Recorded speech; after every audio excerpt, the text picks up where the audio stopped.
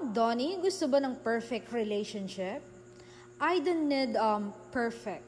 Just effort, true love, and support.